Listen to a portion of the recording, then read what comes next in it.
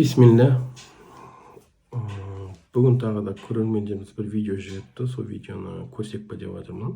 Атын жазып Нұрсила деген ағамыздан келіпті бұл видео. Ол екінші бір ағамызбен сөйлесіп отырып мынандай сұрақты қояды екен. Бүкіл ислам елдері, араб елдері жаңағы Құранды енді первый сөзді оқып қанша ғұламалар болып жатыр, бірақ бір таблетка шығармайды. Біз емделігімізге машина шығармайды, компьютер шығармайды, ну ештеме шығармайды дейік қазір ғылыми. Неге түгел білім Құранда болса, неге солар дамып кетпеді? Сол көріп тұрғаныңыздардай, Нұрсила деген ағамыз демек Құранның өтірік екенін шығармақшы ғой. Және Құранның өтірік екеніне дәлеліңіз не деп сұраған кезде, жалпы бұл кісі не деп жауап береді деп ойлайсыздар? Мен ана екінші ағамызға сұрақ қойып жатқанына қарағанда, неге Құранды ұстанушылар, Құранды ұстанып жатқан мемлекеттер әлі бір таблетка, бір машина, ғылыми жаңалық ашпады деп отыр ғой. Демек ол кісінің дәлелі ғылыми жаңалықтың ашылмауы Құранның өтірік екеніне дәлелдеп тұр. Осы логикалық, орысша айтқанда постановка, логикалық құрылысқа қарайықшы. Қаншалықты бұл дұрыс емес. Негізі сырт көзге көріне береді бұл дұрыс болып. Бірақ шынымен де логика іліміне келіп тұрып қарасаңыздар, сыртқы көзге не дұрыс болып көрінген нәрсе дұрыстап тәптіштеп қарайтын болсаңыздар, бір ақылға қонымсыз дүние екенін табуға болады. Демек, қазір Нұрсила ағамыздың үкімі былай болып тұр. Құран бұл өтірік.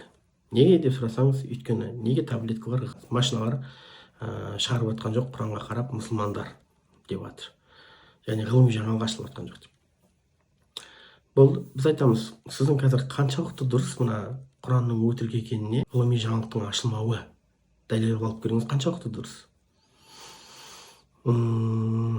Мысалы, бір нәрсенің өтірік екенін көрсету үшін белгілі бір дәлел керек, енді сіздің дәлеліңіз қазір ғылыми жаңалықтың ашылмауы болып тұр да. Аға, Құранда ғылыми жаңалықтың ашылмауы бұл Құранның өтірік екенін қалай көрсетеді? Ары кеткенде бұл Құранда ақиқат, бүкіл ақиқат келгеннің өзінде, бірақ ғылыми жаңалық ашылмаса, просто мұсылмандар ашпады. Не болмаса ашқысы келмеді, не болмаса дүниені маңызды деп таппады ашуды, не болмаса бәрі білініп тұрды да ашылмады деген максимум осы нәтиже береді да. Бірақ қалай сіз Құрандағы ақиқатты неге мұсылмандар ғылыми жаңалыққа ашпады дегенмен екеуін байланыстыра аласыз? Мүлдем байланыс жоқ нәрсе да. Егер бір нәрсенің ғылыми жаңалығы ашылмаса, демек просто оған қатысты мұсылмандар ашқысы келмейді деген максимум. Бұның өзі өтірік, бірақ максимум осыны алып шыға аласыз да сіз. Бұл бір.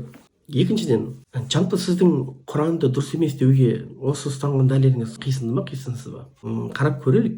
Мысалы қараңызшы, сіз айтатын болатын болсаңыз, қандай да бір нәрсенің ақиқаттығы, егер одан ғылыми жаңалық ашылмаса, онда ол өтірікке шығарылады деген постановка болып тұр ғой сізде демек. Онда мен білмеймін сіз неге сенесіз, бірақ мәселен мен любой онда әлемдегі кез келген нәрсені өтірікке шығара аламын да. Неге? Өйткені мен айтамын, мысалы Дарвин бір өзінің эволюциясын жазып кеткен кітабы бар ғой, соны бір оқыды да ғылыми жаңалық одан алып шықпады. Демек ол Дарвиннің несі өтірік болып есептелінеді да. Өйткені сіздің логикалық постановкаңыз бойынша қандай да бір заттан одан ғылыми жаңалық ашылмаса, онда ол дұрыс емес деген, өтірік деген сөз. Ондай болмаса Дарвиннің кітабы да өтірік, ондай болмаса Эйнштейннің мақаласы да өтірік. Неге? Өйткені қанша адамдар бар, оқиды да, бірақ ғылыми жаңалық ашпайды. Бұл қандай логика? Үшінші мәселе. Аға, егер сіз қандай да бір нәрсенің өтірігін анықтағыңыз келіп тұрса, соған сәйкес дәлел таңдаңыз. Мысалы, сіз Құранның өтірігін дәлелдегіңіз келіп тұр ма? Онда Құран өтірік айтты дегенді алып келіңіз да дәлел. Ол қайсысы? Құран былай деп айтқан, бірақ негізінде қазір біз білеміз былай дегенді. Немесе Құранның аяттары бір-біріне қарама-қайшы дегенді. Оны сіз алып келе алмау үшін бұл дәлелдерді сіз Құранның тілін білуің керексіз. Оны білу үшін сізге кемінде 10 жыл, оны біліп тұрып сіз біле алмайды екенсіз. Сондықтан да әрбір нәрсенің бір үкімін шығарар кезде соған сәйкес дәлел таңдаған дұрыс. Тағы бір қырынан қарастырып көрейікші. Допустим, сіздің дәлеліңіз дұрыс дейік. Допустим, мысалы.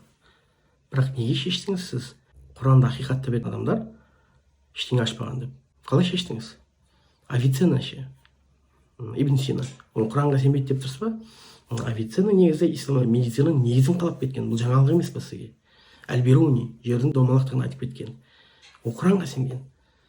Әл-Фараби даже. Біздің Әл-Фараби деген мынау экран, мынау айна, шағылыс, көздің көру негізгі теориясын қалыптастырып кеткен. Қалай ол сол кезде дұрыс деп есептегеннің өзінде неге шештіңіз сіз мұсылмандар ештеңе ашпады деп? Негізі ілімнің кез келген басы, қазір еуропалық дамып жатқан елінің кез келген басы мұсылман ғалымдарының ғылыми жаңалықтарынан болып жатқан жоқ па қазір? Кез келгеннен барып сұраңыз, кез келген сізге айтады, негізгі источник мұсылмандардың кітаптарынан. Бұл да дұрыс емес. Даже дегеннің өзінде бұл да дұрыс емес. Сіздің логикалық постановкаңыздың өте төмендігі, сіздің ойыңызша сол кезде бізде қазір Абай, Шәкәрім, кім бар қазір? Мәшһүр Жүсіп, Құранға сенгеннің бәрі адасқан болып тұр идеясында. Неге? Өйткені сіздің ойыңша қазір Құран бұл ешкім жаңа ғылыми жаңалық ашқан жоқ. Қандай да бір ғылыми жаңалық ашылмаса ол өтірік.